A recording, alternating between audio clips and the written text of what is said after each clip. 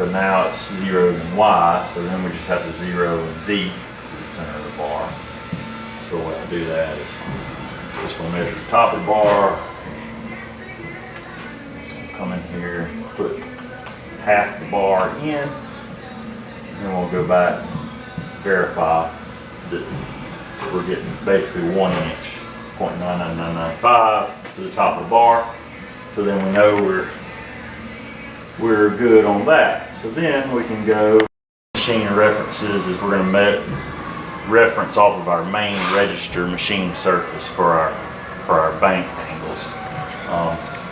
That's different from machine to machine. Some people reference off the cam bore, but the way we treat it is the cam system is a completely different system than the main line and crank rod system. The only thing that really ties them together is the center to center of the cam and crank for your timing chain or timing gears. So not a big deal. So now we have that, and we'll just roll it up to bank 1.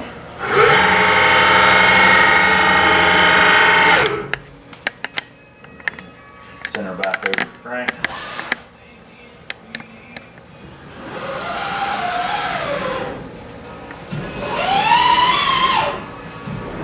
And then we'll measure our bank height.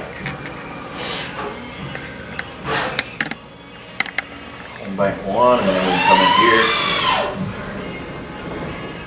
and we'll measure all our cylinders for center lines, and that'll center all our O-rings.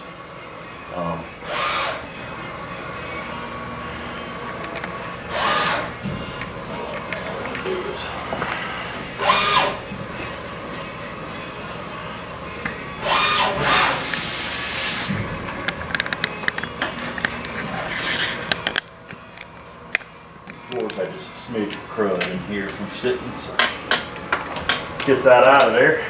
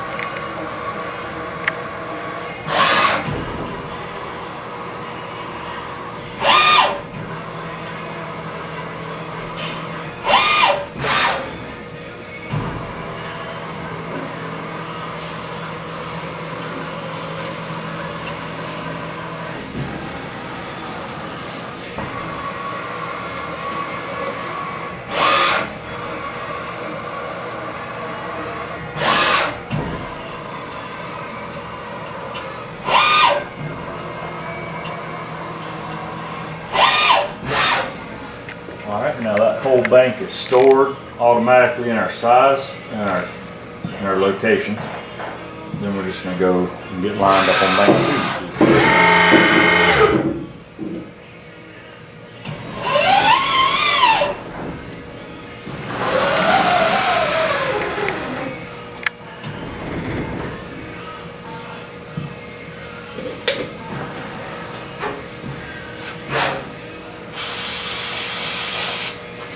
From bank to bank is showing 1/1000th difference from side to side, so it's actually pretty even. We'll see if it's square here in a minute.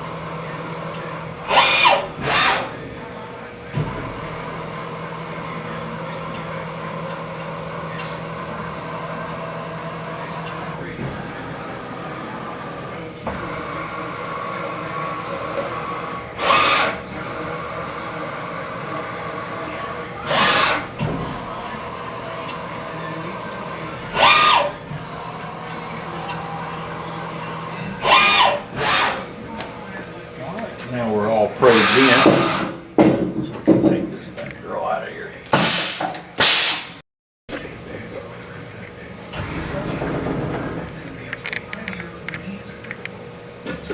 Now we'll close this door.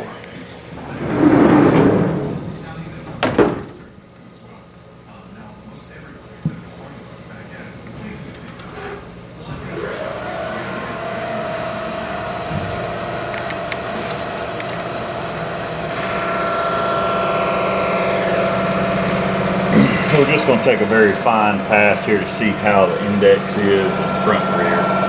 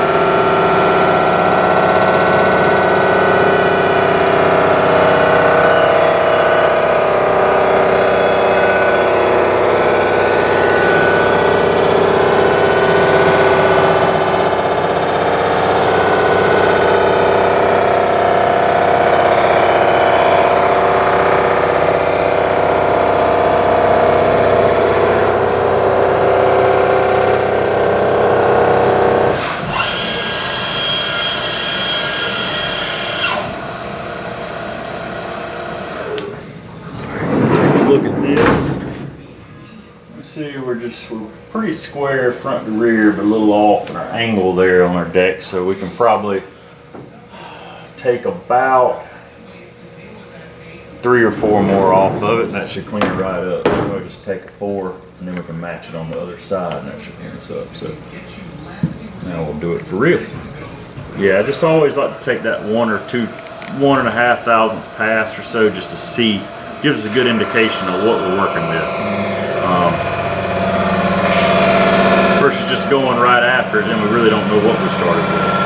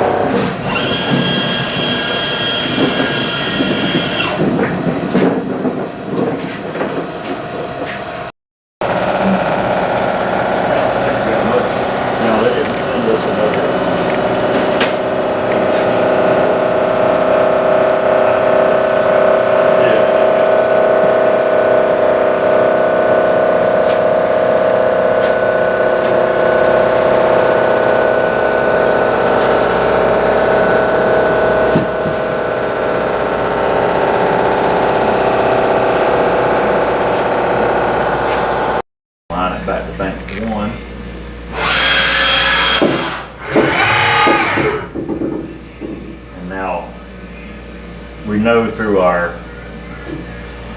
software here and our indexing that we're exactly 90 degrees from the first bank. So now we can just tell it how much we want to take. So we take 6 thousandths off to match the other side and just let her go.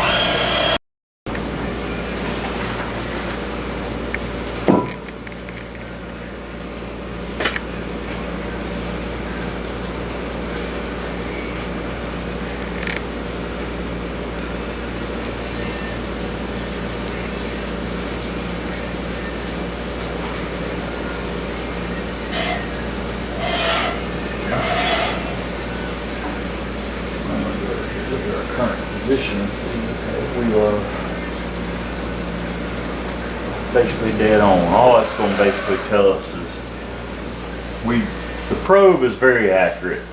The surface and stuff's very accurate, but when you get down to really want something to be within a thou plus or minus, there's nothing beats just touching off on it, making sure. We're just double checking and making sure, okay, we're good on our depths. Everything's lining up like it should, so we'll go ahead and cut the O-ring in this first cylinder here. Then we'll measure the depth to verify, and then once we get that, we'll cut the rest of the bank.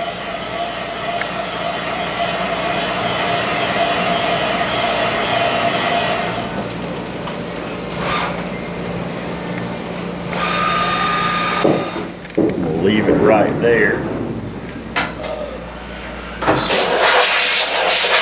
We need to modify our depth any. We'll have it right over that existing hole.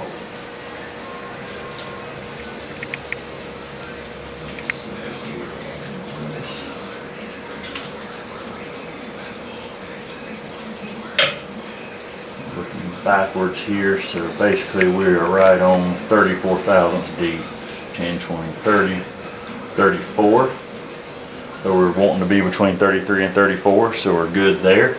Now what I will do is I'll probably back up. I'll take a half off of that, just so we have a little bit. We'd rather be a little shallow than too deep with a copper ring, I'd say. So we'll back, instead of 32 and a half, we'll cut it 32 on here, and then we'll go ahead and cut our other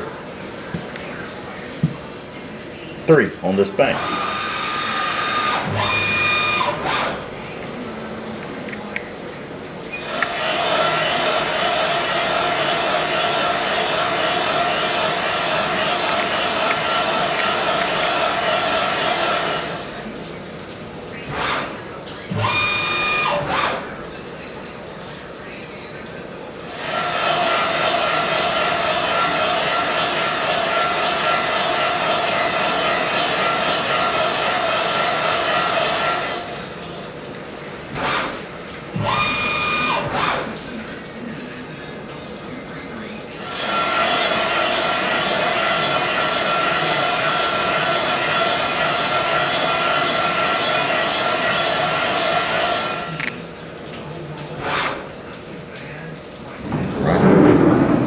Side cut. Now just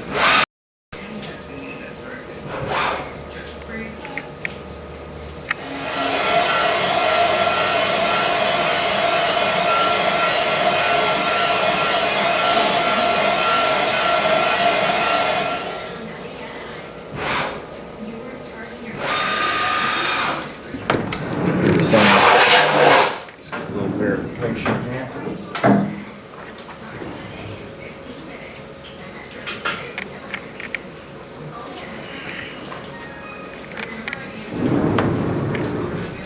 So it turns out we could have just cut all of it, but you only get one shot, so Better safe than sorry. exactly.